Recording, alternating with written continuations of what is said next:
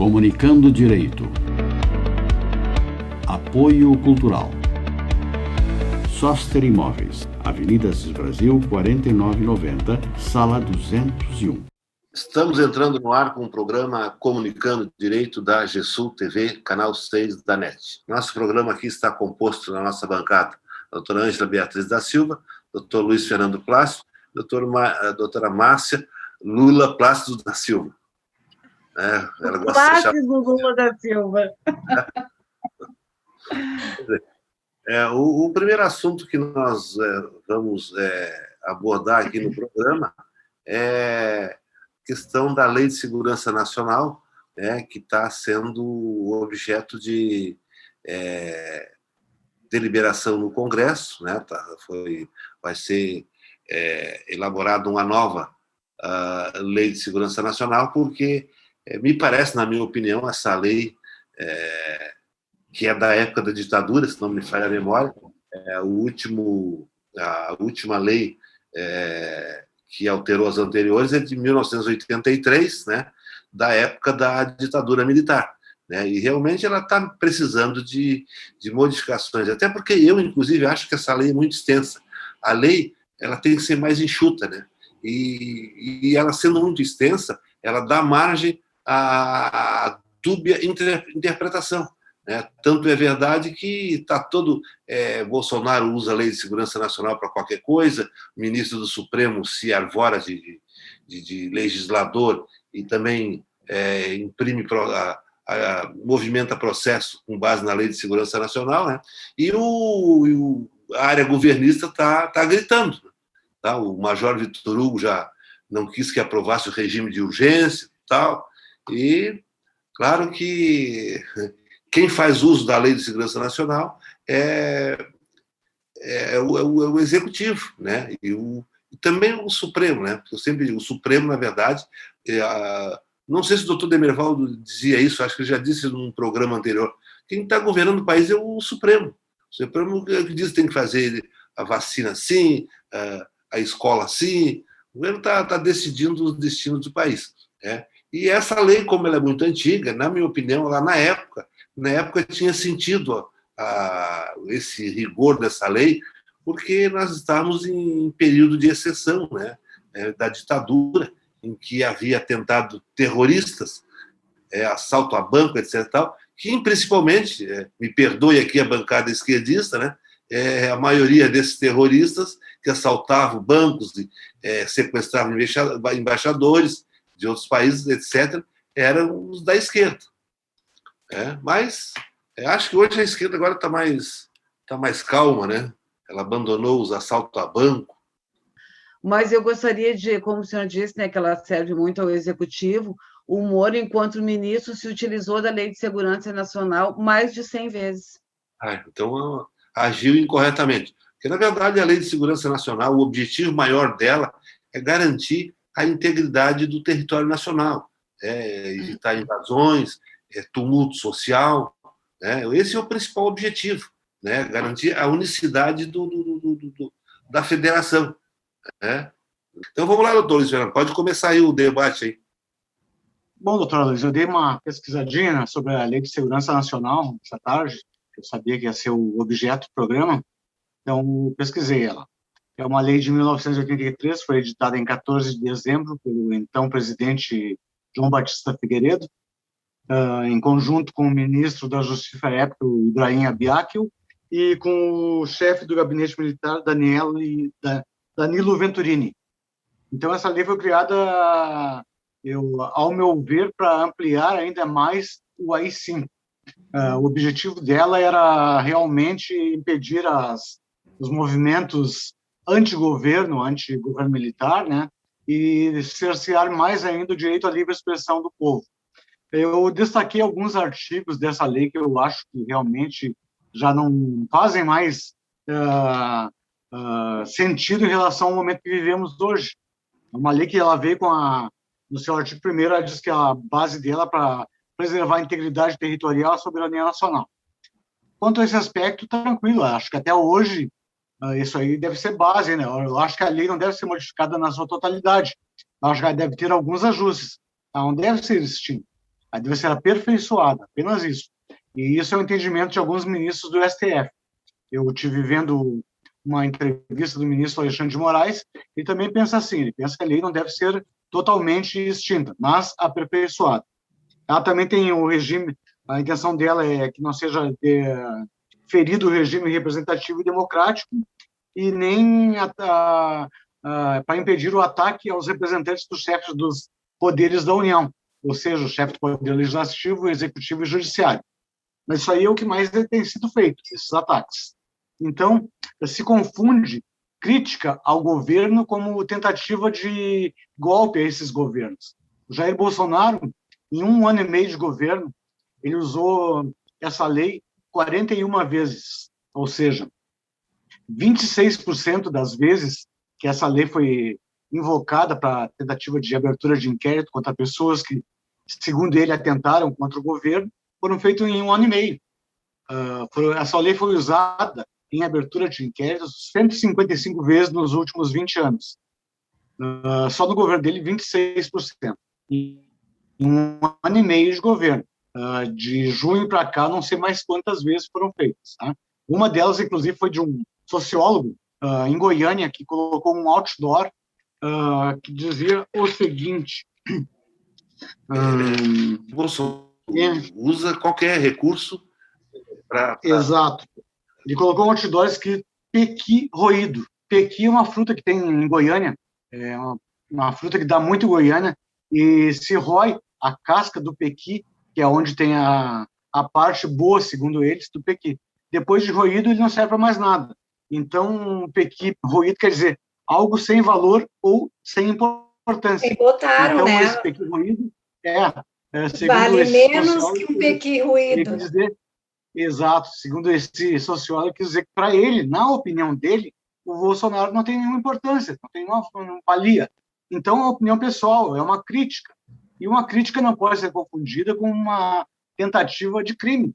E esse sociólogo responde até hoje a um processo que foi interrompido agora, e não foi dado a liminar de urgência para ele deixar de responder ao processo, que vai ser analisado pelo STJ o mérito da questão. Então, nesse sentido, eles usam a Lei de Segurança Nacional como uma tentativa de ameaça, uma tentativa de dar mais poder ao presidente, usando a lei como uma proteção ao governo Bolsonaro. Outro detalhe que eu queria colocar em relação a essa Lei de Segurança Nacional. A utilização dela nos últimos governos se deu da seguinte forma. Anterior a Bolsonaro, quem utilizou essa Lei de Segurança Nacional foi o Fernando Henrique Cardoso. No governo Lula, governo Dilma, até mesmo no governo Fernando Collor, ninguém usou a Lei de Segurança Nacional para se proteger. O último a usar anteriormente ao Jair Bolsonaro foi Fernando Henrique Cardoso, quando houve invasão de prédios públicos por parte de 9 agricultores do Paraná e 2 do Mato Grosso. Aí ele utilizou a Lei de Segurança Nacional. Foi aquele episódio que, inclusive, o senador Requião falou que foram presos 11 agricultores. Foram 9 do Paraná e 2 do Mato Grosso. E quem deu a ordem de prisão... Quem deu a ordem de prisão foi o ex-ministro da Justiça, Sérgio Moro. Seu queridinho. Uma outra coisa. O governo do PT não usou nenhuma vez. Não usou, nenhuma vez. Nem o Itamar Franco, nem o Michel Temer usou também. Uma outra coisa que eu queria eles sofreram muitos efeitos dessa lei na época do golpe militar, né? Outro jornalista, blogueiro e influencer digital que vem sofrendo com essa Lei de Segurança Nacional é o Felipe Neto. Inclusive, ele está dando uma entrevista agora, nesse momento que estamos gravando, para o programa Prerrogativas. Ele chamou o Bolsonaro de genocida. É uma forma de crítica, não é uma ameaça, não é uma violência contra ele. É o que aconteceu. Segundo o Cacai, o governo deixou de comprar 70 milhões de doses da vacina Pfizer, que foi oferecida ao Brasil em julho. O ministro, até então, o Pazuello, disse num dia que iria comprar. No outro dia, o Bolsonaro disse que não iria comprar, e ele disse, quem manda, ele manda e eu obedeço. Deixou de comprar. Segundo fontes do Cacai, se essa vacina tivesse sido adquirida, 150 mil pessoas teriam deixado de morrer, dessas 370 mil que morreram até agora. botar na conta do Bolsonaro 150 mil mortes brasileiros, por uma questão de $2. Ele estava disposto a pagar em torno de 10 a 11 dólares por dose de vacina, e o laboratório pediu 12 ou 13 dólares. Então, a vida de um brasileiro, para o Bolsonaro, $2 significa a vida ou a morte de um brasileiro. Então, chamar ele de genocida, na minha opinião, não é ofender a moral dele ou ameaçá-lo de qualquer coisa. É apenas fazer uma crítica à má condução que ele dá a esse país, à má condução que ele dá à saúde, ou seja, não pode se invocar a Lei de Segurança Nacional dizendo que o chefe do Poder Executivo está sendo ameaçado ou outro tipo de coisa. Uma outra coisa que eu queria colocar também é em relação ao artigo 9º dessa mesma lei.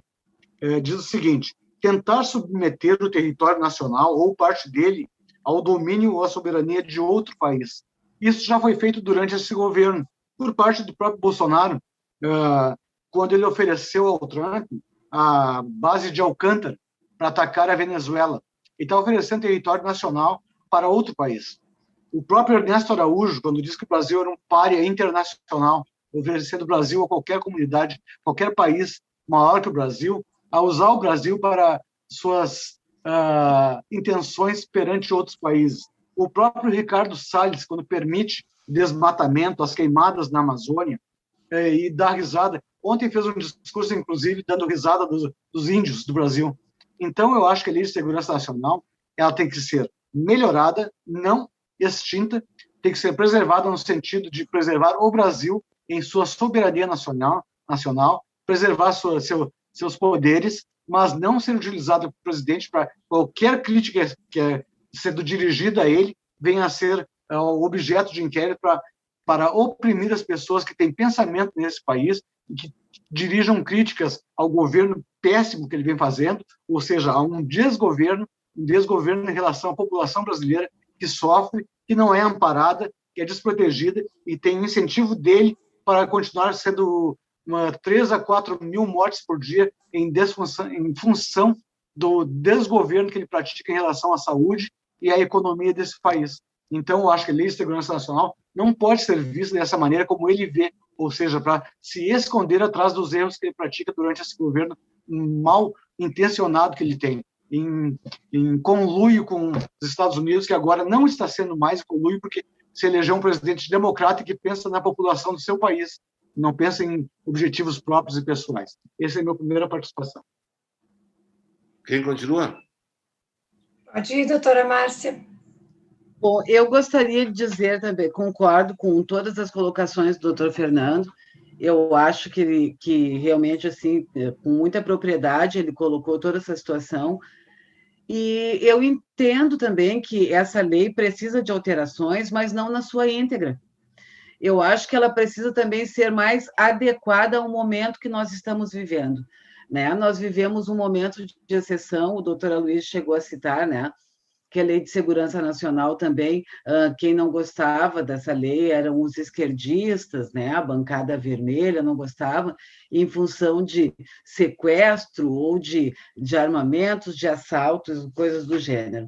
Eu gostaria de dizer ao nosso querido diretor, o doutor Aloysio, né, que eu, inclusive, acho também que essa lei também teve grande base, né, foi na existência de pessoas que se contrapunham àquele governo da época, né, que era um governo ditatorial, todos nós sabemos disso, embora fôssemos, né, crianças na época, eu nasci no ano, né, da ditadura, então eu digo assim, esse sequestro do embaixador que o doutor Aloysio citou agora, eu acho que foi um ato de extrema valentia, né, por parte da esquerda, né, porque através desse sequestro foram libertados mais de 40 companheiros. Né, pessoas que... 40 companheiros inocentes. Mais de companheiros inocentes que viabilizaram que o senhor diga hoje, né, na televisão, as coisas que o senhor pensa, que viabilizaram, né, a possibilidade do jovem ter acesso à informação, viabilizaram que hoje nós tenhamos essa possibilidade de colocar, não é, para que todas as pessoas saibam do nosso posicionamento em relação às coisas que estão acontecendo. Então, com base em tudo isso, eu acho que as atitudes foram extremamente radicais, eu acho que o senhor deveria concordar com isso, porque o senhor acha, doutora Luísa, que os fins justificam os meios. Eu não sou a favor da violência, né? Mas eu acho que nesse momento que nós tínhamos companheiros que estavam nos porões da ditadura, sendo torturados pelo DOI-CODE, eu acho que foi viável, sim, eu acho que efetivamente essas coisas tinham que acontecer. Né? O embaixador alemão chegou a citar o seguinte, que a Alemanha não concordava em momento nenhum com o que estava acontecendo no Brasil, não é? Com aquele momento de ditadura, porque os militares eram pessoas de pouquíssima cultura. Inclusive, assim, aqui, gente de pouca cultura, brutais e imprevisíveis. Né? E que nós sabemos que é verdade, né? Os militares no poder, eu os vejo também. Só com uma complementação, eu sempre digo que os militares eles são talhados a facão. Exatamente, doutora Luiz, concordo. Nós estamos concordando hoje, doutora Luiz, ao menos nisso. Não, concordando em certo ponto. Em certo ponto. Então, assim, ó, eu acho que esse sequestro foi perfeito. Nós tínhamos companheiros sequestrados, né, que estavam lutando pelos nossos direitos, né, pelos direitos que hoje nós temos, que foram conquistados por quem? Né, pelos revolucionários da época, pelos ditos subversivos daquele momento, né, pelos sindicalistas, pelas pessoas que lutaram pelos direitos dos trabalhadores. Hoje nós vemos sindicatos esvaziados, hoje nós vemos trabalhadores perdendo seus direitos e acreditando serem empresários porque estão com uma bicicleta entregando lanche. Então, assim, ó, todo esse cenário que nós nos deparamos hoje, né, foi justamente o contraponto que foi a resposta que a nossa elite deu, né, a todas as conquistas que nós tivemos. Mas voltando, então, à Lei de Segurança Nacional, eu concordo que nós precisamos de uma lei que ela vá cuidar, então, assim, do nosso território, né, da nossa integridade territorial, bem como da nossa soberania nacional. Mas o doutor Fernando fez assim, excelentes colocações em relação a alguns artigos dessa lei, e existe, então, né, todo um movimento no sentido de mudança, né, de reforma dessa lei, principalmente depois do que aconteceu com aquele deputado federal, né, que ele atentou efetivamente, né, contra um dos poderes da República, ele incitou realmente, né, porque nós estamos vivendo um momento muito sui generis, eu diria, porque a população, né, assim, vive uma vida de gado e acredita que está muito feliz. Viveu períodos de extrema opulência, né, com comida no prato, com trabalho, né, com dignidade. Pessoas viveram, né, um momento onde elas eram protagonistas e, em função de toda uma situação, né, posta, né, desde 2012, talvez antes, as pessoas deixaram de acreditar no protagonismo, deixaram de acreditar que não eram mais cidadãos de segunda classe e confiaram, não é? Depositaram a sua confiança nesse ditador que nós temos, nesse genocida, né? Que não nos propicia nem saúde nesse momento. Então, assim, ó, eu acho que tem que haver mesmo uma alteração nessa lei, ela não pode ser de todo alterada nesse momento, até porque nós temos um Congresso muito ruim, né? Nós temos um Congresso extremamente reacionário, não vou dizer conservador, mas um Congresso extremamente fascista, né? Que foi levado junto com o Bolsonaro, em função, né, do Bolsonaro, essas pessoas foram colocadas nesse Congresso. E a extrema-direita, né, que deve estar muito preocupada nesse momento com alterações, né, e com a Lei de Segurança Nacional, porque a gente vê assim, ó, o artigo 16, por exemplo, dessa lei, ele diz que, por exemplo, associações ou partidos, né, que provenham a propor mudança do regime ou Estado de Direito por meios violentos ou de grave ameaça, né, assim, eles estão incursos nessa lei. E isso vem acontecendo com os 300 lá, né, que na verdade eram 30, né, com rojões, né, em relação ao nosso STF, né, que vem nos garantindo, que vem governando, porque nós não temos um governante, nós temos, como diz a doutora Luísa, um biruta de aeroporto.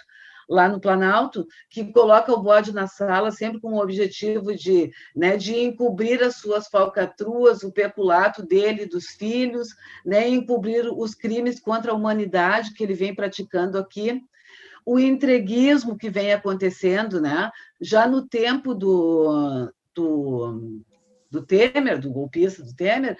O Temer também ele abriu para venda do nosso território nacional para estrangeiros, né, sem limite de espaço. Então, nós vemos assim hoje, né, o genocídio que vem acontecendo, né?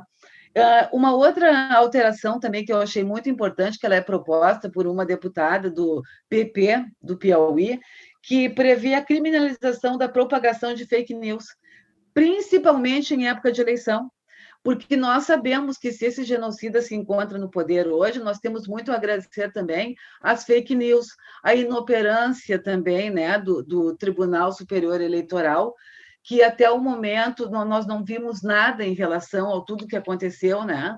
A mamadeiras, aquelas que eles mostravam, o kit gay que nunca existiu, né?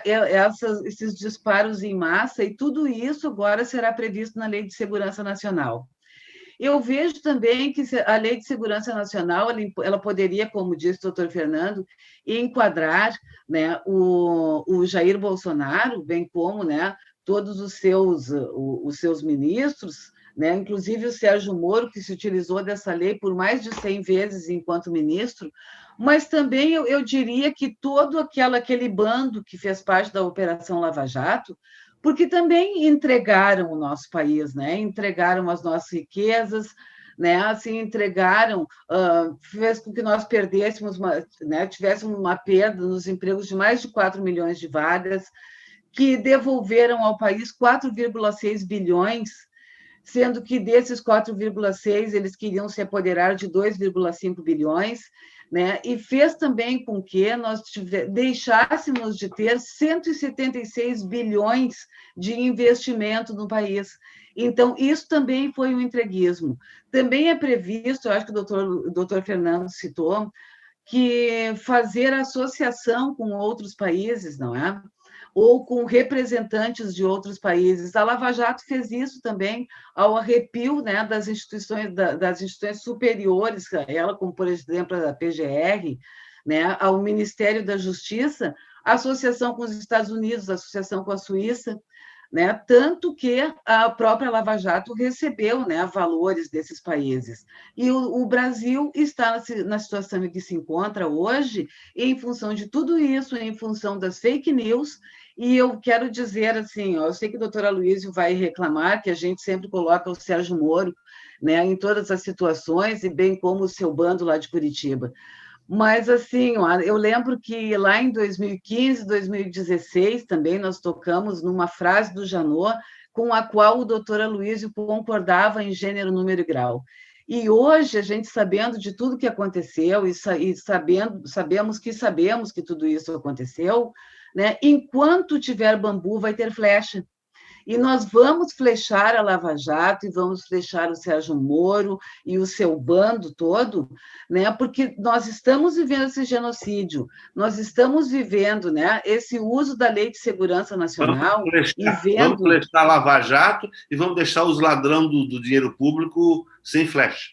Doutora Luísa, enquanto tiver bambu, vai ter flecha. Então, assim, se o Sérgio Moro... A flecha é só para quem persegue o político, né? Não, doutora Luísa, a flecha é o seguinte: se o Sérgio Moro tivesse a mesma régua que ele teve, ele mesmo teria decretado a prisão dele e do bando dele, que o apoiou para entregar as nossas riquezas, para destruir a nossa economia, para destruir toda a nossa engenharia, a nossa indústria naval, e hoje, onde a gente anda, a gente vê pessoas morando na rua, pessoas vivendo abaixo da linha da miséria. Era essa a minha colocação. Bem, depois que meus colegas tão bem, né, falaram sobre a pauta de hoje, né, que é a Lei de Segurança Nacional, não me resta muito o que dizer, né? Mas, assim, para não deixar passar, doutora Aloysio, não quis lhe interromper. Nenhum país da América Latina aceitou pacificamente a ditadura. E nem poderia, muito menos o Brasil. Né? Jovens foram torturados e mortos, pais de famílias sequestrados e mortos por militares, pessoas presas por engano, se enganaram, acharam que era alguém que falava sobre política, mas não era. Estudantes, né? Assim, foi um horror aqui e em toda a América Latina. Então, o sequestro de um embaixador é pequeno. Eu não vou dizer a expressão que me veio assim, mas sai no café. É pequeno demais, perto das atrocidades que foram cometidas nesse país por povo, por gente que andava de farda e nariz empinado, com arma e cacetete na cintura, e que levavam as pessoas para porões para torturá-los. Né? E isso, não existe crueldade maior do que essa. Nos nossos países vizinhos, professores universitários eram assassinados enquanto estavam ministrando a sua aula, na frente de seus alunos. Outros eram colocados em helicópteros e largados no meio do mar. Então, assim, outros tinham os filhos torturados, como aqui no Brasil. Então, a ditadura não foi um regime militar, não foi um período, um sistema de governo. Foi um sistema de matar pessoas que pensavam diferente, só porque pensavam diferente. E aí o senhor tem 40 jovens, 40 pessoas, jornalistas, que sofriam muito também, por viverem numa ditadura, sequestrados, sendo torturados. Sequestrar um embaixador de um outro país seria a única forma de ver os militares soltarem essas pessoas. Eu duvido, conhecendo como eu lhe conheço, do lado de quem que o senhor estaria nessa hora. Tenho certeza que o senhor não estaria do lado do exército, mas tenho certeza absoluta. Né? Então, assim, a ditadura não pode ser banalizada, não pode ser dita como um período triste da nossa história. Não, não foi um período triste, foi um período horrível, tão horrível quanto esse que estamos vivendo hoje, tão horrível, vendo o nosso povo morrendo, nossos amigos, muitos sequer sem tratamento, enquanto esse homem, que dá para chamar de homem, está na presidência da República, ainda teima em fazer propaganda de cloroquina, de kit de prevenção. Se isso funcionasse, não teriam morrido 370 mil brasileiros. Né? Então, eu acho que a gente tem que ter muita cautela quando se fala da ditadura.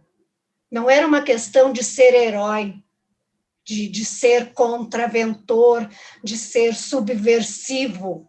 Era uma questão de ter dignidade, de poder dizer o que se pensa. Meu Deus, eu não posso dizer que o presidente, o que ele vem fazer é um ato genocida. Era ato legal. Eu não posso dizer isso, eu tenho que dizer o quê? Nada. Eu tenho que ver 370 mil pessoas morrerem e dizer nada. Na ditadura, eu tenho que ver os meus colegas de classe morrendo, os meus professores, os jornalistas, os deputados que pensavam diferente, e não posso fazer nada. Eu tenho que me calar, sabendo que os meus companheiros vão ser torturados até a morte e não fazer nada. Eu não quero viver num país assim. Eu era criança nessa época, mas se não fosse, certamente eu estaria lá com aqueles que o senhor chama de guerrilheiros. Eu não estaria do lado do exército, não. Estaria com os guerrilheiros assaltando o banco, então. Lutando por um país melhor. Lutando de que forma? Se hoje, para tirar esse presidente daí, tivermos que fazer alguma coisa... Se ganhar, nós assaltar banco também. Por que não, doutor Aloysio? Por que não? Né? Mas a discussão é essa, da lei da segurança nacional. Aí se aplica a lei o direito de imprensa... Aí é a inversão da ordem política do país. A liberdade mais ameaçada com a lei de segurança nacional é a liberdade de expressão. A lei é tão ampla que qualquer coisa que eu diga, como o doutor Fernando citou, se eu disser que o presidente vale menos que um pequi ruído e botar isso num outdoor, eu vou ser presa, eu vou ser processada.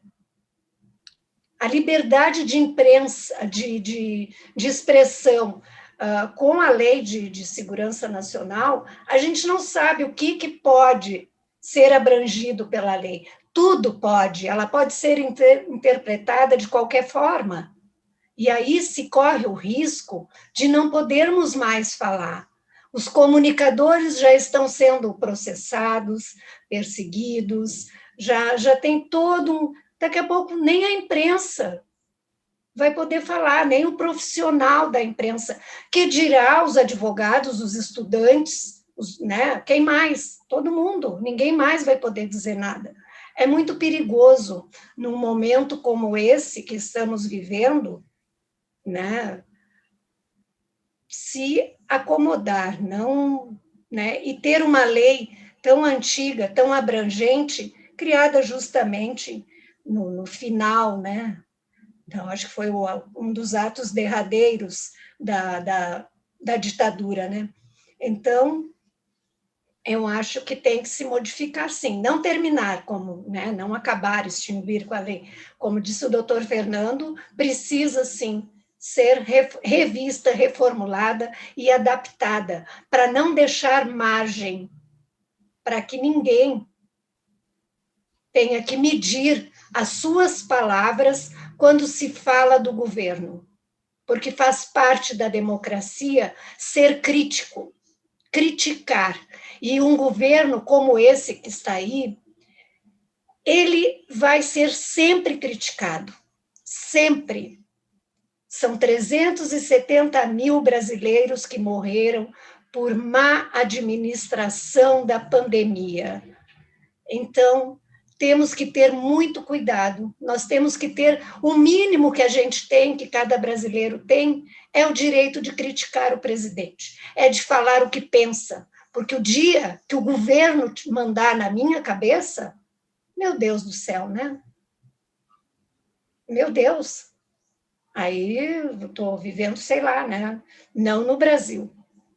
Nós não podemos aceitar que isso volte, né? Se a senhora colocar um outdoor dizendo assim, charlatão é quem indica cloroquina, a senhora pode responder pela Lei de Segurança Nacional. Posso. Chamar ele de charlatão. Como se sabe, a Lei de Segurança Nacional, ela já é desde 37, ela foi sendo reformulada e o último é de 83, no governo João Figueiredo, como disse. Ela vem do Getúlio Vargas, né? Isso, foi em 33, 35, coisa assim. Era o presidente Getúlio Vargas, que na época era o presidente da República. Em 71, nós tivemos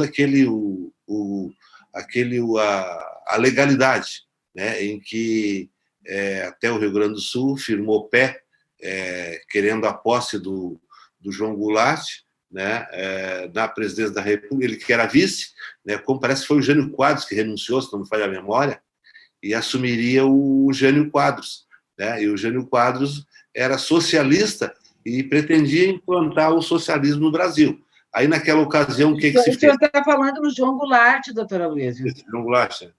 É que o senhor disse o Jânio Quadros. E só uma correção, ele não era socialista, ele era trabalhista. O Jânio Quadros renunciou, e por isso é que ele teria que assumir. Foi com a renúncia do Jânio Quadros.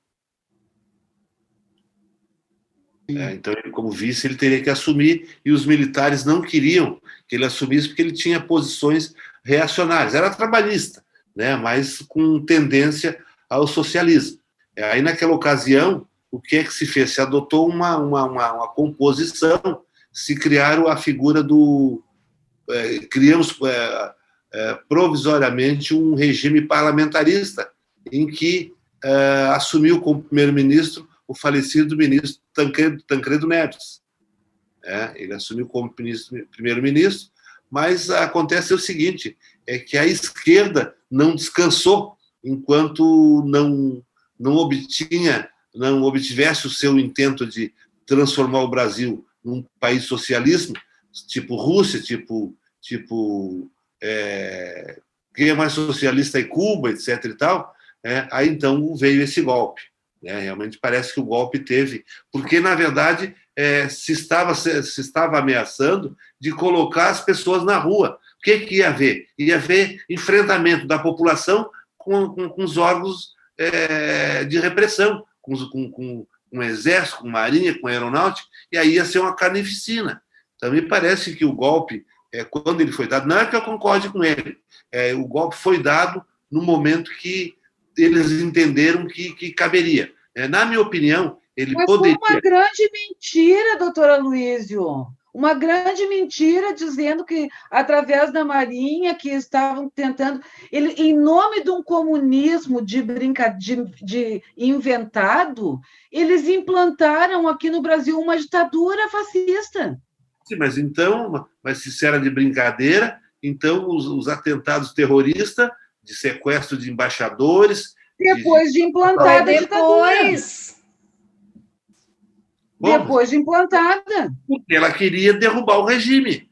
E naquele momento, me parece que não havia ainda condições. Eu acho que o... Não, mas, doutor Aloysio, desculpa, eu quero me posicionar assim. O senhor disse... A esquerda para evitar o comunismo... Não deixa eu falar as verdades. Para evitar o comunismo, o exército se obrigou, né?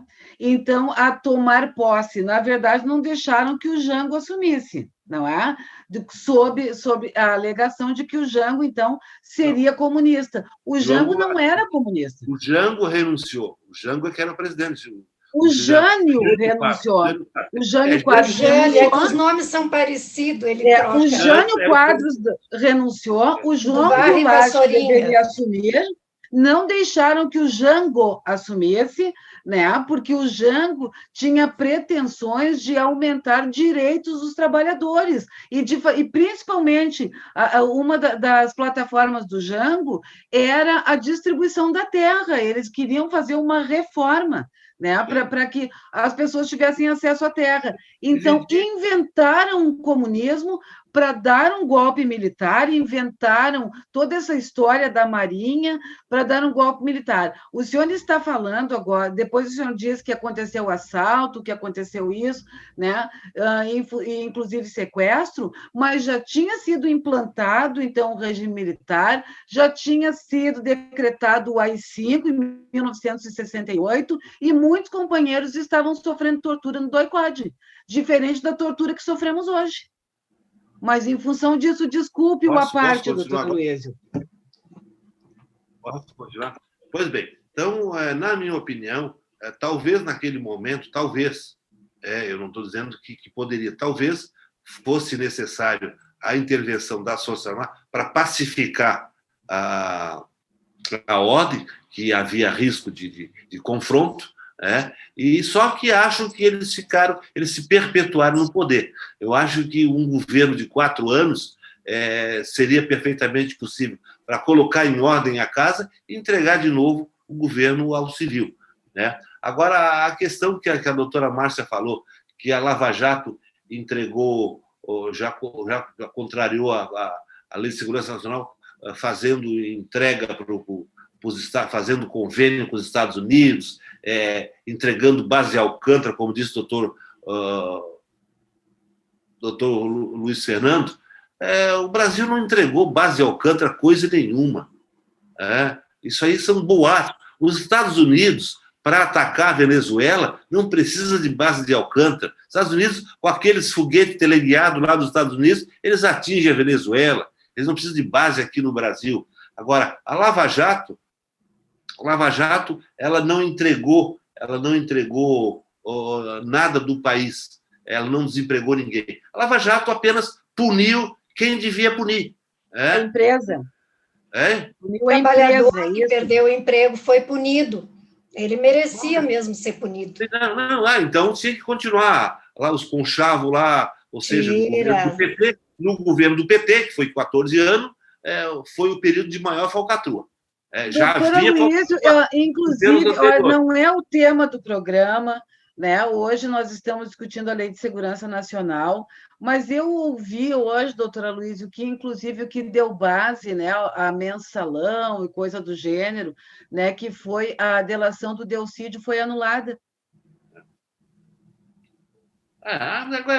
Atingiu poderosos, vão anulando tudo. Dinheiro público para cima. Que já conseguiram o que queriam. Agora pode, doutora Aloísio, anular, porque já conseguiram um intento. Né?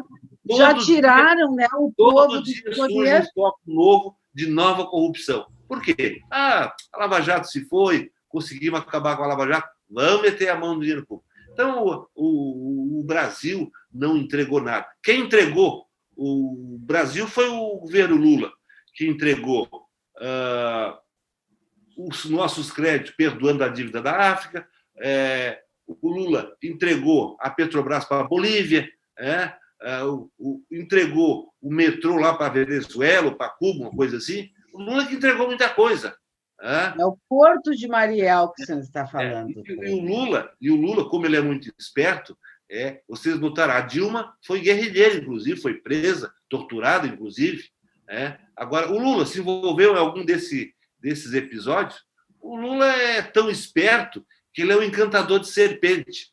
O Lula seguiu o caminhozinho dele, aproveitando que os outros estavam lutando por ele. O Lula era pobre, ele tinha que trabalhar para ajudar a sustentar a mãe. Lula, trabalhar onde?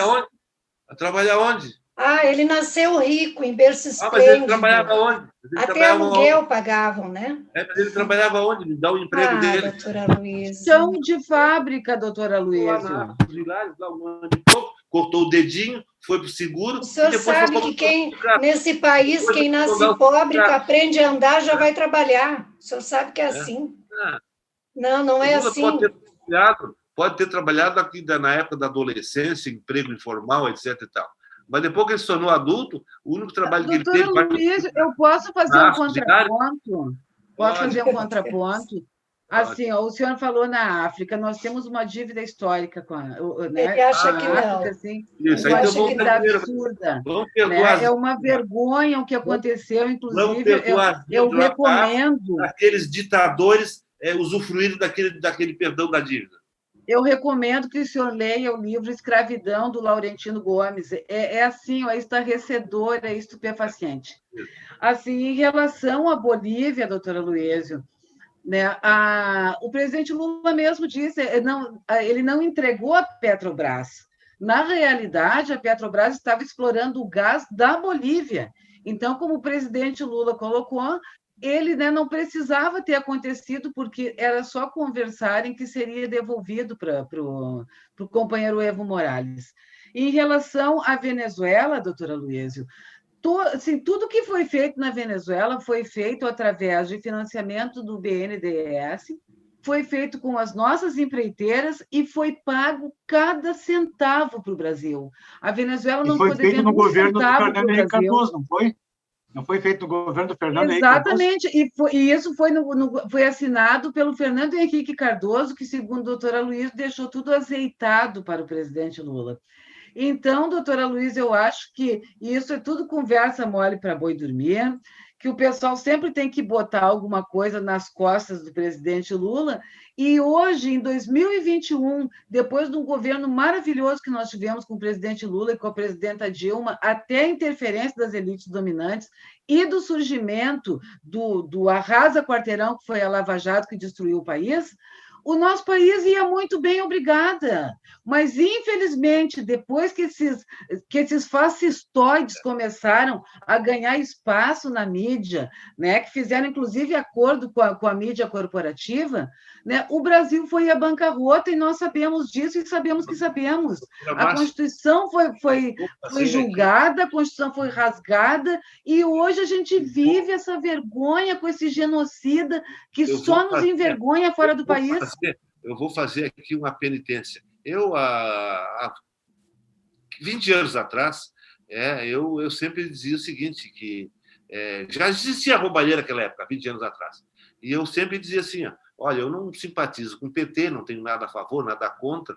Agora, uma coisa, eu elogio eles. Eles não roubam. E não roubam. Não, o senhor tem razão, o senhor tinha toda a razão. Eles não roubam até eles terem a chave do cofre. Quando assumiram a presidência da República, aí escancarou a roubalheira. Aí pegou a chave do cofre mestre lá de Brasília, aí se lambuzaram o dinheiro público. Doutora Luísio, e o senhor acha que a prova de todo esse roubo está, né, numa sentença mala cara, usar um termo bem gauchesco, que não tem base numa denúncia, que não tem prova, que teve base em delação sem provas, que foi corroborado e aumentado pelo TRF4, sob a alegação de que nas entrelinhas se vê a denúncia, e o outro, o Leandro Paulsen, que o senhor gosta tanto, que diz o seguinte, se ele está sendo processado, alguma coisa assim, são essas provas que o senhor acha que corroboram a desconstrução do melhor presidente que nós já tivemos, do maior líder de esquerda que existe na América Latina? Que é um governo em que vai concentrar nela, no executivo vermelho, claro, a presidência da República, o judiciário e o legislativo. Ou seja, não vai ter mais, só vai ter um poder, o executivo. Esse é o objetivo do PT. Nós sempre tivemos, nós, esquerda, enquanto governo, doutora Luísio, sempre tivemos o maior respeito, né, pela autonomia dos poderes. A esquerda tem um slogan, onde há governo, sou e contra. Inclusive, doutora Luísio, eu acho que um erro da esquerda ter dado tanto poder para o Ministério Público, porque o Ministério Público simplesmente ele tem a independência e ele se acha, inclusive, acima da PGR. A esquerda devia ter pensado 2 vezes antes de meter a mão no Ministério Público. Não tinha que pensar duas vezes. Só título de ilustração, doutora Luísa, ontem foi julgado um recurso do Guido Mantega e foi anulado todos os processos dele também pela segunda turma do STF. Vai voltar a estaca zero o processo do Guido Mantega também. Claro, que era ministro da Economia da Dilma. Vamos utilizar a expressão do doutor Demerval. Volta tudo lá para trás, daqui a pouco vem a prescrição. Juízo incompetente. A 13ª vara não é juízo universal para julgar todo mundo. Não faz parte da Petrobras, não pode julgar. Não, e usando bem uma expressão do doutor Demerval, assim, nós que militamos no direito, não é, doutora Luísa? Nós precisamos ter segurança jurídica, que nós não estávamos tendo até o STF começar a se reacreditar. A gente não escolhe o juiz que vai julgar nossa causa, e o juiz não pode escolher o processo que vai julgar. Perfeitamente, concordo plenamente, doutor Fernando. Dá credibilidade ao Supremo, que tem Gilmar Mendes, Lewandowski, principalmente, esses dois, que, via de regra, o Gilmar Mendes já deu uma outra liminar agora, ontem, lá, cancelando mais 3, 4 processos. Aquilo é o engavetador de processos. Sim, do Guido Mantega, doutora Luísa. Foi acompanhado pelo Cássio Conká. Uma outra questão que o doutor criticou a Lava Jato ir para os Estados Unidos. Eles foram para lá para aperfeiçoar sistemas de investigação, porque o sistema americano, o sistema de investigação, é muito mais eficaz, muito melhor do que o nosso tupiniquim sistema de investigação. Com autorização de quem? O nosso sistema tupiniquim é pau de arara. E lá eles foram aprender técnica. Com autorização de quem, doutora Luísa? Já fico dizendo que a Lava Jato foi entregar a parte do Brasil. A Lava Jato nem tem competência, nem tem poder para isso. Ela é apenas Mas se arvorava como tal, se arvorava como competente. E se achava acima de qualquer suspeita.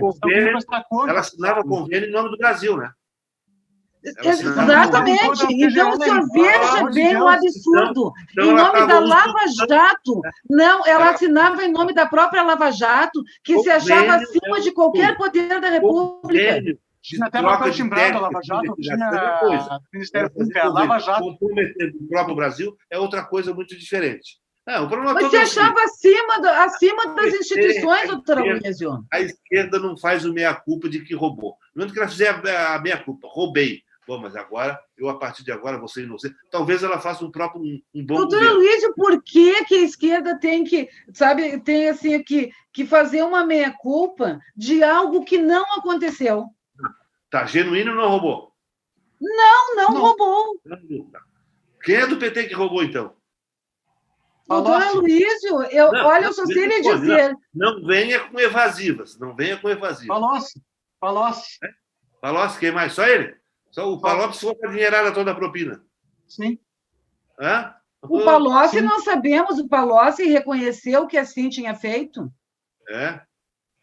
O Genuíno não roubou, aquele presidente... Não, doutor Luiz, o Genuíno não roubou, o Delúbio não roubou, o presidente Lula não roubou. Nenhum deles fez isso. Tudo santinho. O José Dirceu não roubou. Tudo santinho. Hoje o STF diz o seguinte. Como? O Vacari também não. Também não. Não, ninguém roubou. Não, tira também o Palocci. O Palocci também não roubou. Ninguém roubou. Na verdade, os roubos que houveram na Petrobras, lá no Petrolão, no BNDES, foi tudo ilusão de ótica. Foi um erro contábil lá, Eles se enganaram. Estão sendo tudo absolvidos. Não foi roubo. Não houve roubo. Foi um equívoco da contabilidade. Não houve roubo. Foi um equívoco da contabilidade. Que bom que o senhor está reconhecendo, doutora Luiz. Não houve. A contabilidade... Por que o único que fez delação premiada foi o Palocci? Por que, doutor? Por que o único que fez delação premiada foi o Palocci? O Brasil, eu já disse aqui, o Brasil tem que se reinventar. Tem que começar do zero. Tem que fazer varrer tudo. Doutora Luiz, o senhor usa muito a seguinte expressão, que o STF é um tribunal político. Né? A Lava Jato foi uma operação política. A República de Curitiba, né, concentrada na 13ª Vara, né, assim, só agia politicamente, doutora Luiz, a ponto de dizerem que precisavam ter representatividade política em cada estado, com senadores e deputados federais. E os juízes que sucederam lá, a Gabriela também Também, porque foi o Deltan Dallagnol que negociou a ida deles para lá. Doutora Luiz, todos os processos do presidente Lula foram anulados pelo Fachin, né? Porque reconheceu, para tirar o Moro da reta, reconheceu a incompetência, né? Que não era juízo natural. E por quê? O atual juiz lá da 13ª Vara se recusa a liberar os bens do presidente Lula que estão bloqueados. E tem que ficar mesmo. Por quê? Ele é um réu primário. Ele não tem nada contra ele. Não existe uma condenação contra o presidente Lula. Ainda existe um processo. Uma condenação de 2º grau lá do sítio do Triplex. Todos anulados. Todos anulados. Se a 13ª, se a Vara de Curitiba não era competente para julgar os processos do presidente Lula, não existe mais nada em relação ao Instituto Lula, ao Triplex ou ao sítio. O Lula está inocente de todas as acusações, está que nem um lençol bem branco. Né? Tá limpinho. Tanto quanto eu, o senhor, a doutora Ângela, o doutor Fernando. Limpinho, está limpinho. E por que os bens do presidente Lula não são liberados? Porque se simplesmente esse juiz, que é outro, igual ao Sérgio Moro, não autoriza a liberação. É muito difícil dobrar o sistema. O sistema é muito forte. Porque, via de regra, e existia um sistema político em Curitiba que foi muito difícil de ser reconhecido. Do Executivo e do Judiciário. E é muito difícil dobrar essa gente. E aí o que acontece? Faz aquele conluio. Não, mas então vamos dar uma ajeitada aqui, vamos anular aqui, do Lula, tal. Ele é culpado, mas vamos anular, e para dar uma... Meu Deus do céu. Ai, doutora Luísa, quando é que o senhor vai fazer a autocrítica, doutora Luísa? Eu quero nos dar um termo, doutora Luísa. Olha, doutora Luísa. Onde há fumaça, há fogo. Bem, pessoal, é verdade. Há fumaça em Curitiba. Eu acho que há fogo em Curitiba também.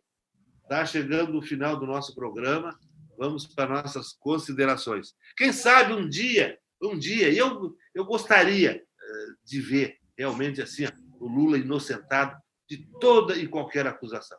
Eu gostaria. Eu também. Isso vai acontecer, doutora Luísa. Acho difícil que isso vai ocorrer. Acho difícil que vai ocorrer. Porque o Lula, o problema dele todo foi quando ele se aliou aos poderosos. Quando ele não tinha aliado poderoso, ele não ganhava nenhuma eleição. Ele perdeu para o Collor, perdeu 2 vezes para o Fernando Henrique. Aí ele pensou, opa, assim eu não vou chegar lá. Eu tenho que me aliar com a JBS, com as construtoras, etc., para mim poder chegar ao poder. E o que aconteceu? Se aliou ao diabo e ganhou o paraíso, a presidência da República. Foi o que o Moro fez. Foi o que o Moro fez. Vendeu a eleição para o Bolsonaro, mercadejou a toga, né? Se aliou ao poderoso do momento e hoje foi rebaixado de cargo até na empresa em que trabalha. Mercadejou o cargo de presidente da República. Não, o senhor sabe que não. Mercadejou, recebeu dinheiro para isso. Considerações finais. Onde está? Para cada um. Dinheiro, o senhor sabe que o dinheiro é possível rastrear. Está no final. 5 minutos, 2 minutos, 30 segundos para cada um. Boa noite. Até o próximo programa. Eu acho que vai ficar faltando as considerações finais. Pode dar apenas boa noite, porque o nosso horário está no final. Boa noite, Lula inocente, Moro na cadeia. A Lei de Segurança Nacional, censura nunca mais. Boa noite. Ângela? Já dei. Boa noite. Boa noite. Liberdade de expressão, sempre. Eu digo que foi um prazer tê-los aqui na minha companhia nesse programa, né? E torcendo para que veja o Lula daqui a alguns anos, porque isso vai ser daqui a 10 anos. Porque depois que voltou o processo lá para começar tudo do zero, pode botar 10 anos, até lá o Lula já provavelmente nem vai mais existir, e se existir vai estar caquético, né? Não vai servir para cargo eletivo, né? Mas tomara que, de repente, para a imagem dele, isso seja bom. Autocrítica, doutora Luísa, e que o Moro esteja pagando pelos crimes que cometeu. Por isso, eu agradeço a audiência dos nossos fiéis telespectadores e me despeço, não, da minha bancada, dizendo aos nossos telespectadores que nos aguardem até o próximo programa, se Deus quiser.